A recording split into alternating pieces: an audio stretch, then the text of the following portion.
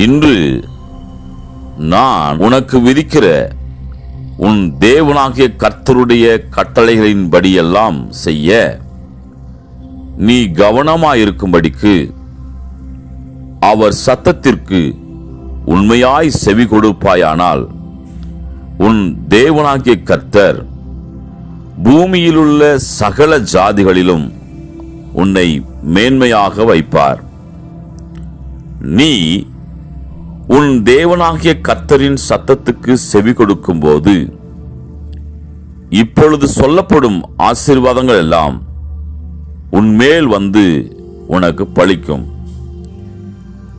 நீ பட்டணத்திலும் ஆசீர்வதிக்கப்பட்டிருப்பாய், வெளியிலும் ஆசீர்வதிக்கப்பட்டிருப்பாய். உன் கற்பத்தின் கனியும் உன் நிலத்தின் கனியும் உன் மாடுகளின் பெருக்கமும் உன் ஆடுகளின் மந்தைகளும் ஆகிய உன் மிருக ஜீவன்களின் பலனும் ஆசீர்வதிக்கப்பட்டிருக்கும்.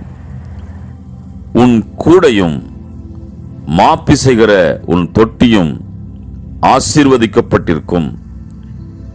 நீ வருகையிலும் ஆசீர்வதிக்கப்பட்டிருப்பாய், நீ போகையிலும் ஆசீர்வதிக்கப்பட்டிருப்பாய்.